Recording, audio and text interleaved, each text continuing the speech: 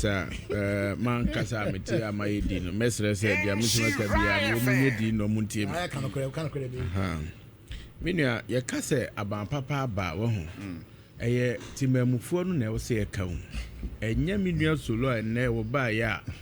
NDC ba your original director of GFEC what did he say peche ni pay wo twen wunwi o ti ase ni pick up wo ba e wundu jafra o ti ase aside that Mustafa Bande so am ya to say sabusumi bia 200 million a constituency bia o mu fendi di keke it is nyame wanwa say wo mu kasa bampa na menti ase sana there reasons eniema ekoyi ma wo mu etino minu mienu aye nya bi die ni de o meka nkire say aban papa ba abra minimu se eniema kwa na ekosoro nyame chira oga ya ti banku so ana undi banku udi fufu 80 series 70 series fufu ayedi no awia bia mu fi aban na inflation yasa inflation yes it was around 21 it was around 18 there 23 no 23 me pato unya me no kasa 23 that's a say about 8% about 8% no e dey na yati so dollar ye to ne say on te the American u free abam na fuel ye to ne say at the pump fuel was around 14.9 and they say dollar was around 14 but I want ye nyina ye nyentum say see no per the economic indicators now things are better now than it was and I may say it's a fact that we can run $10 so no yati banku so fried rice yati so 50 series near the top fried rice and then me the 20 series near to ya two pay mu wa wotie ya two pay mu but minimum say the same indicators no na akofo ado two pay mu to every worker 25% and then aban papa ba no nya 10 matis the next year akra de ye be me 5 or 6 e dey asemu nie aban papa ba ye tibia enye ye nyina ye feel a enye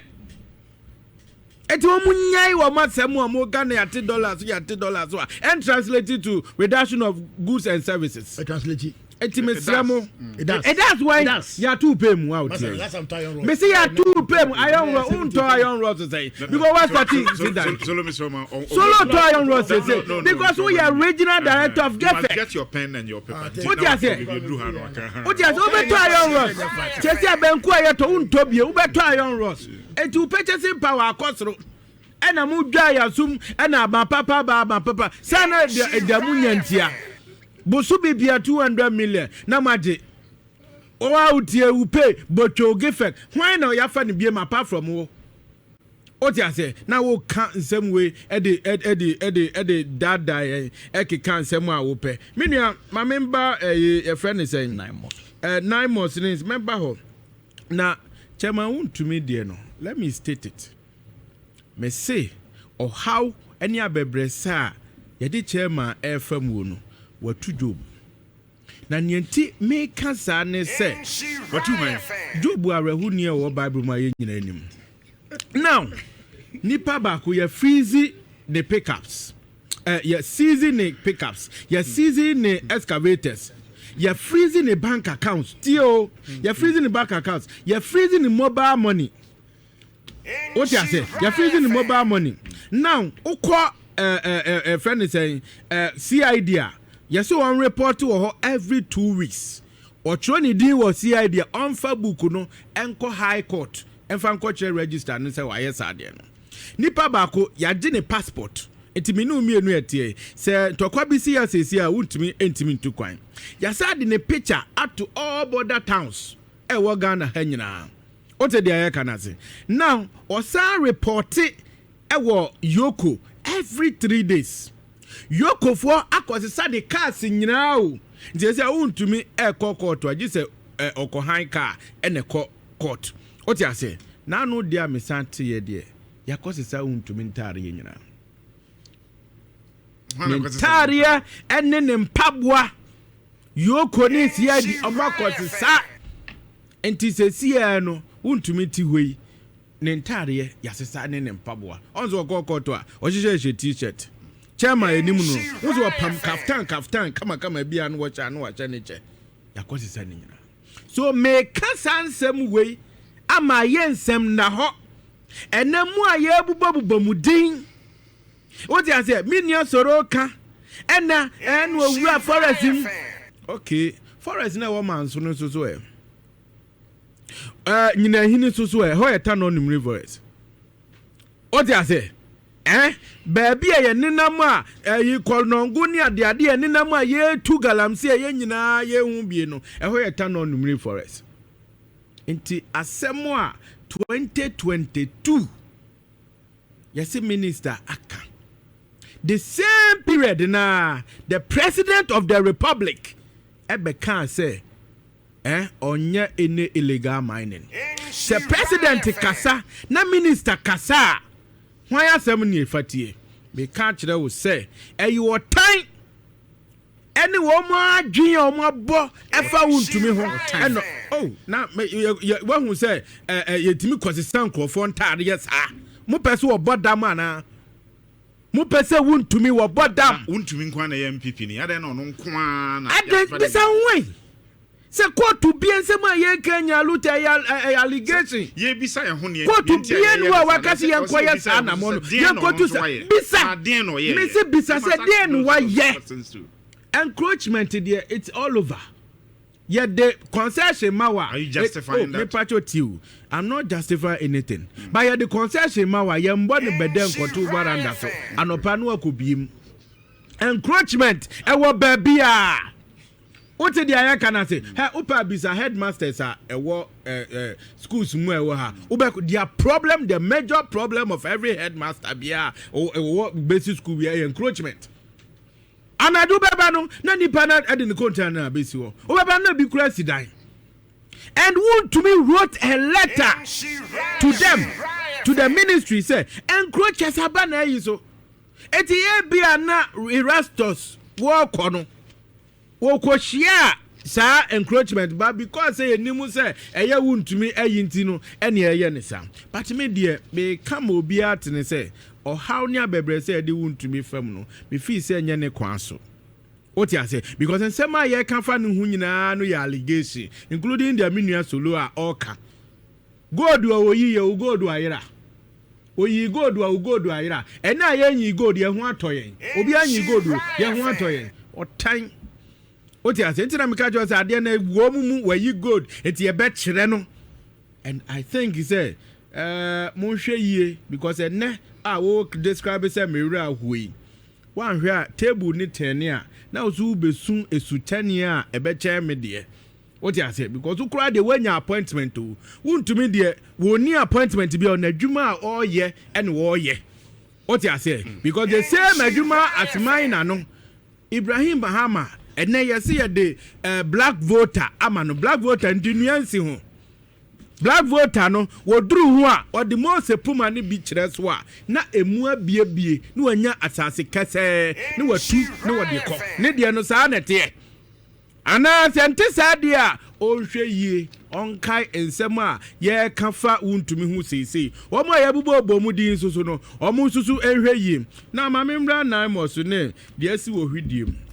minua te said the minia solo ekte ha wo kana mema abani 8 and abani show commitment any other but you put it to him say Akufo-Addo kra de or the presidency etoso o ka say e ba foforo no a between March April ho ekosi the following year the total ban on mining ebai okay then Kofoya san shase ena yankasa Akufo-Addo ebegu galamse fu adwuma and meboa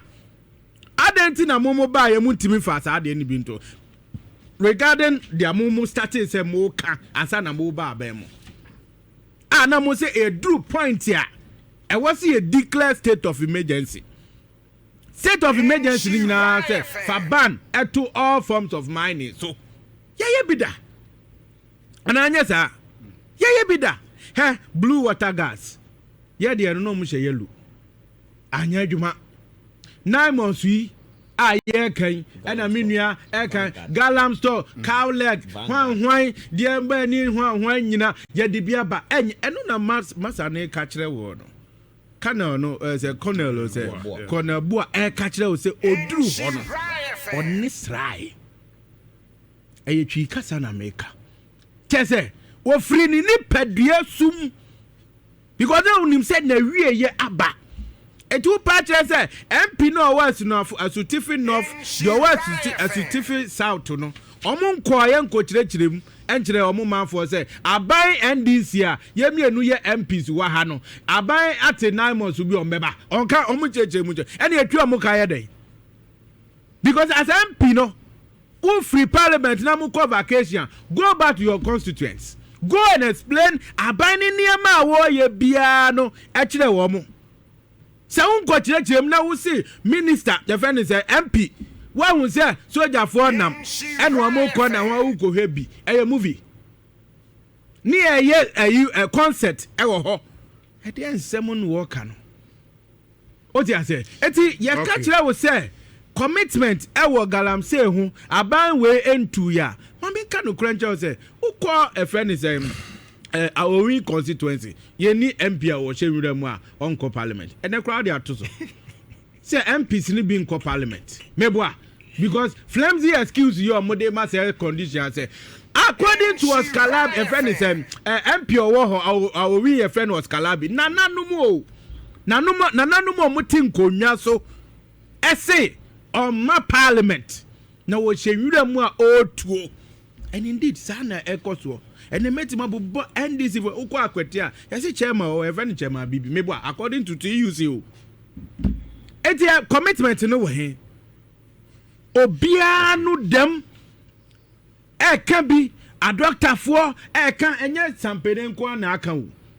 sampene de wase e ba wo bi na bi tidu ebi hwene ni ho ebi wanwan ni ho but a doctor for say the level of friend is saying heavy metals are a war ademu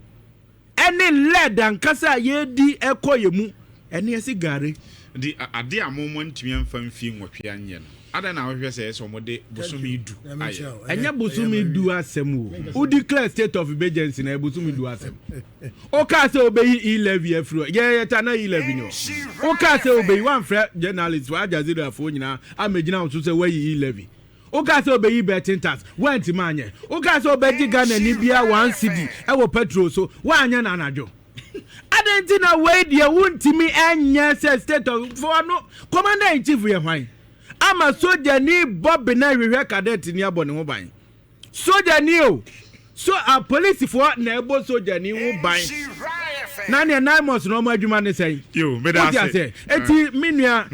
galamsey minua tena ha no ka say aban no ma ne 8 a sa no mo be ka no ju be ma aban ne say oni record because oh zero ade be no aye o de catch them say effect o de yenye analysis me pese UG be effect of blue water gas on galamsey there be om de say om kura drobe bi no om de sin suo num stability kwa na ekosoro from 14 to 94,000 it na say okay mate me da say mamenko solo mo menye 4 minutes na